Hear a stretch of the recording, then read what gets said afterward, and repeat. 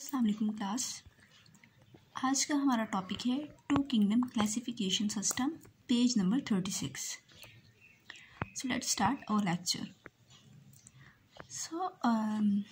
To kingdom classification system जो है सबसे फर्स्ट वन सिस्टम था क्लासिफिकेशन का, जो कि डिवाइस किया गया था।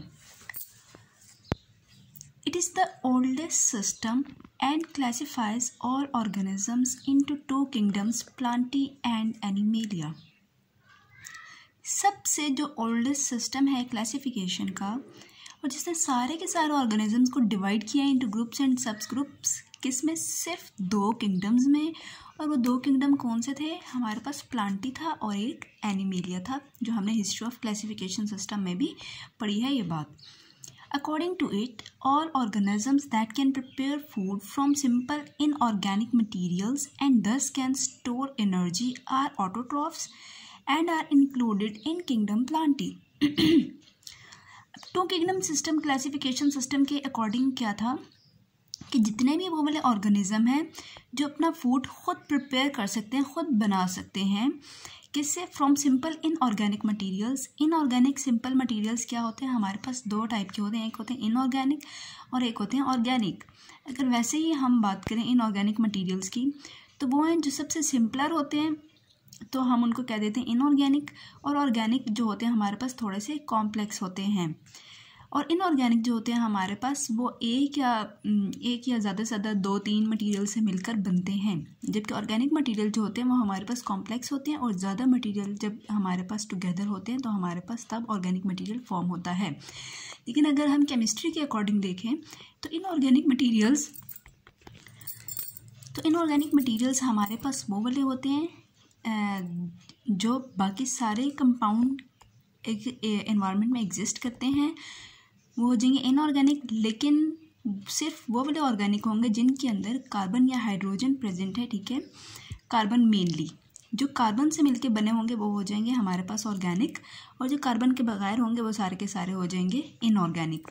तो अगर हम इसकी एग्जांपल देख लें सिंपल इनऑर्गेनिक मटेरियल्स की, तो इसमें हमारे पास जैसे ऑक्सीजन है, कार्बन डाइऑक्साइड है, वाटर है, तो ये सब हमारे पास किसकी एग्जाम्पल्स हैं? इनऑर्गेनिक मटीरियल्स की। And this can store energy. अब एक तो उन्होंने ऑर्गेनिज्म की क्या उन्होंने प्रॉपर्टीज़ बता दी कि एक तो वो अपना फूड प्रिपेयर कर सकें, किससे? सिंपल इनऑर्गेनिक मटेरियल से, और साथ में एनर्जी स्टोर कर सकें अपने अंदर। वो सारे हमारे पास क्या हो जाएंगे? ऑटोट्रॉफ्स। ऑटो कहते हैं सेल्फ को, ट्रॉफ कहते हैं प्रिपेयरिंग को, ठीक है।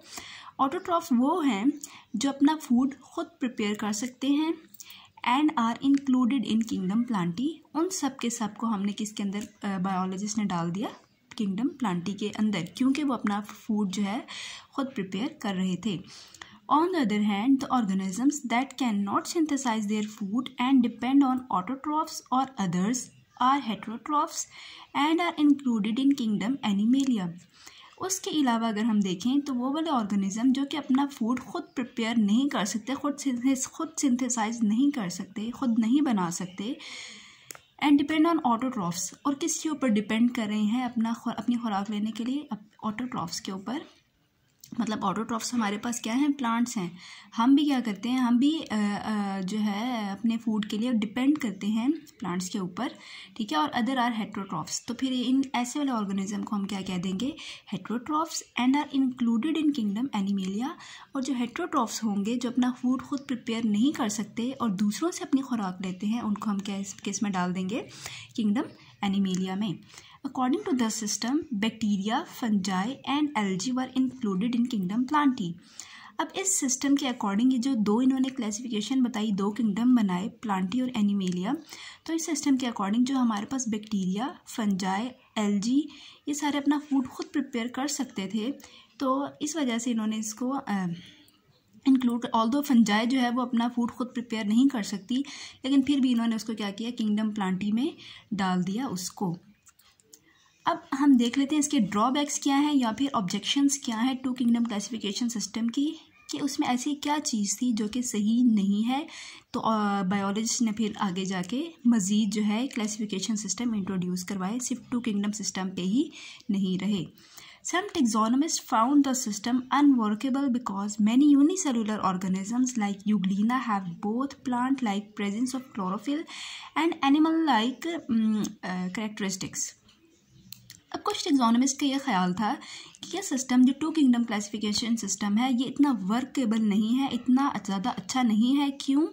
क्योंकि बहुत सारे जो यूनिसेलुलर ऑर्गेनिज्म थे जो एक सेल से मिलके बने हुए हैं, जैसे हमारे पास उसकी एग्जांपल उन्होंने बता दी यहाँ पे यूग्लीना, ठीक है, हैव बोथ। अब इसके अंदर क्या थे, हमारे पास प्लांट की तरह भी इसके अंदर करेक्टरिस्टिक्स थे और एनिमल्स की तरह भी करेक्टरिस्टिक्स थे। प्लांट लाइक करेक्टरिस्टिक में हमारे पास क्या था, प्रेजेंस ऑफ क्लोरोफिल, उसके अंदर क्लोरोफिल प्रेजेंट होता है यूग्लीना के अंदर, और क्लोरोफिल प्लांट्स के अंदर भी प्रेजेंट होता है, जिसकी वजह से वो क्या करते हैं, फोटोसिंथेसिस करते हैं और अपना फूड प्रिपेयर करते हैं। लेकिन इसके अंदर एनिमल लाइक करेक्टरिस्टिक भी थे। एनिमल लाइक करेक्टरिस्टिक क्या है इसके अंदर, heterotrophic mode of nutrition in darkness and lack of cell wall. मतलब इसका ये है कि अगर इसको अंधेरे में रखा जाए यूग्लीना को, तो ये फिर अपनी खुराक खुद प्रिपेयर नहीं कर सकता। जाहिर है सनलाइट आएगी तभी वो प्रिपेयर कर सकेगा। तो अगर वो डार्कनेस में रहेगा तो क्या हो जाएगा, उसका मोड ऑफ न्यूट्रिशन, मतलब जिससे उसने अपनी खुराक लेनी है, तो वो क्या हो जाएगी, हेटरोट्रॉफिक, मतलब वो डिपेंड करेगा किसी और पे कि वो उसको फूड दे। And lack of cell wall, और इसके अंदर सेल वॉल भी नहीं होती। सेल वॉल सिर्फ प्लांट्स के अंदर होती है, एनिमल्स के अंदर सेल वॉल नहीं होती। तो ये दोनों जो कैरेक्टर थे ये इसके एनिमल्स से मिलते थे, और एक जो कैरेक्टर क्लोरोफिल वाला है वो किससे मिलता था, प्लांट्स से। So they should be a separate kingdom for such organism. तो ऐसे ऑर्गेनिजम्स के लिए जो ना तो प्लांट्स से पूरी तरह मिलते हैं और ना एनिमल्स से पूरी तरह मिलते हैं, बस थोड़े थोड़े कैरेक्टर्स दोनों के हैं उसके अंदर, तो इनके लिए हमारे पास एक सेपरेट, एक अलग किंगडम होना चाहिए था। This system also ignores the difference between organisms having prokaryotic and those having eukaryotic cells. इस सिस्टम की एक और ड्रॉबैक हमारे पास क्या है कि इसने बिल्कुल ही इग्नोर किया डिफरेंस किसके बीच में, प्रोकैरियोटिक एंड यूकैरियोटिक सेल्स में। प्रोकैरियोटिक सेल्स हमारे पास वो हैं, प्रो कहते हैं बिफोर को और कैरियन कहते हैं न्यूक्लियस को।